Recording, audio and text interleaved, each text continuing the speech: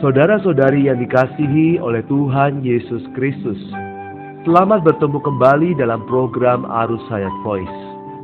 Tema kali ini adalah peperangan antara yang baru dan yang lama.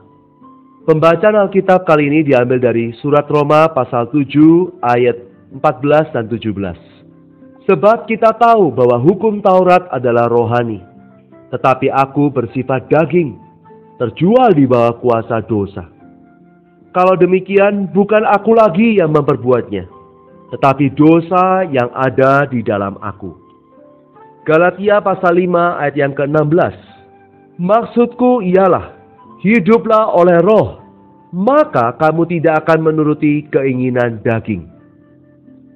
Saudara-saudara yang terkasih dalam Tuhan, setiap orang yang dilahirkan kembali pasti memiliki keinginan dan harapan yang baru, yaitu ingin menyingkirkan dosa-dosa untuk menyenangkan hati Allah.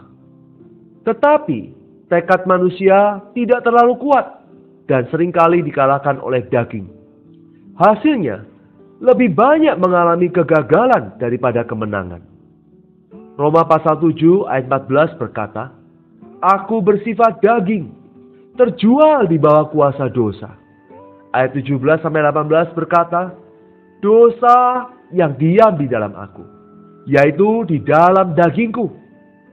Dari dua ayat ini, kita dapat nampak bahwa unsur daging terdiri atas dosa dan aku. Dosa adalah kekuatan atau kuasa dosa.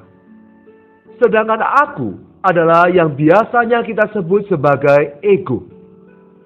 Jika orang beriman ingin mengalami apakah hayat yang rohani, bagaimana menang atas dosa, ia harus dengan jelas mengenal perbedaan antara kedua unsur dari daging ini. Saudara-saudari, di atas kayu salib Kristus sudah menanggulangi dosa daging kita. Karena itu Alkitab memberitahu kita bahwa manusia lama kita telah turut disalibkan. Inilah yang disampaikan dalam Roma pasal 6 ayat 6. Mengenai masalah dosa, Alkitab tidak pernah mengatakan bahwa kita harus disalibkan. Karena hal ini telah sepenuhnya digenapkan oleh Kristus. Dan manusia tidak perlu melakukan apa-apa lagi. Karena itu Alkitab menyuruh kita menghitung diri kita mati terhadap dosa. Dalam Roma pasal 6 ayat yang 11. Dengan demikian kita dapat menerima khasiat kematian Kristus. Dan dapat sepenuhnya terlepas dari kuasa dosa. Meskipun Alkitab tidak pernah berkata bahwa kita harus disalibkan karena dosa-dosa kita.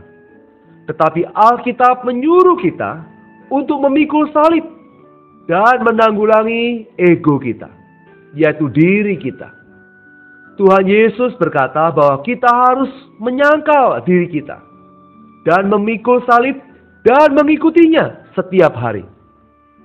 Alasan ada perbedaan antara penanggulangan Tuhan terhadap dosa di kayu salib dan penanggulangannya atas ego di dalam diri kita.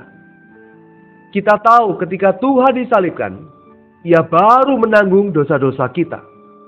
Ia tidak menanggungnya sebelum itu. Akan tetapi, Ia tidak hanya menyangkal dirinya saat Ia disalibkan. Sebaliknya Ia menyangkal dirinya setiap hari ketika Ia hidup di muka bumi. Karena itu, kau beriman dapat menang atas dosa dalam 1 menit. Tetapi ia tetap harus menyangkal dirinya seumur hidupnya. Saudara-saudari yang terkasih, begitu seseorang dilahirkan kembali, begitu dia mendapatkan hayat yang baru, hayat yang baru ini akan memalingkan dia dari penguasaan daging untuk taat kepada hayat yang baru. Hayat Allah itu mutlak dan tidak akan berhenti sampai mendapatkan otoritas yang mutlak di atas diri seseorang. Sekali masuk ke dalam roh seseorang, hayat Allah ini akan melepaskan dia dari tuannya yang semula, yaitu dosa, dan membawanya ke dalam ketaatan yang penuh kepada Roh Kudus.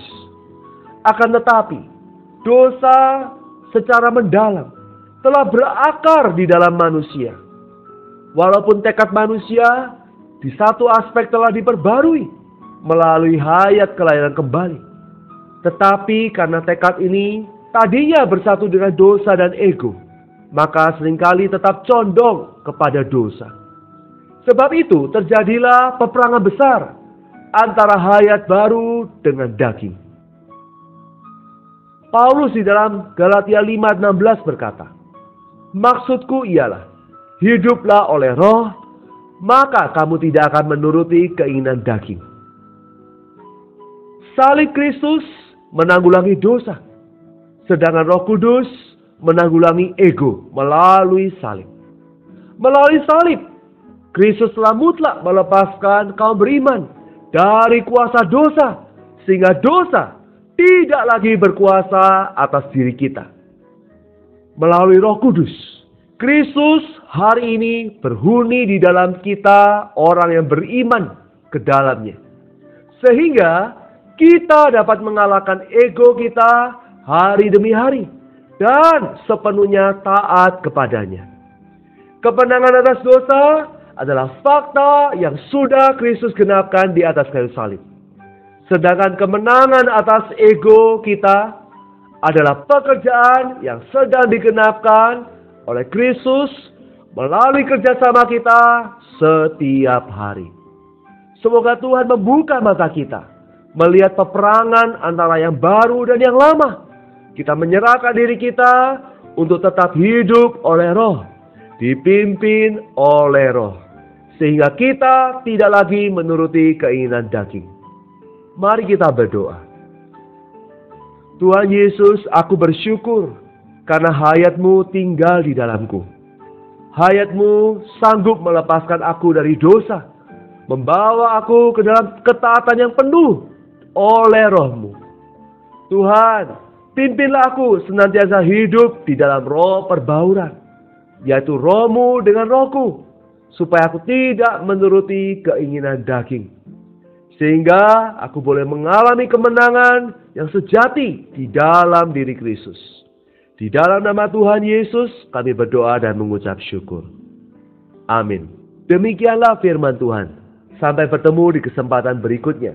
Kasih karunia Tuhan Yesus menyertai roh kita sekalian. Amin.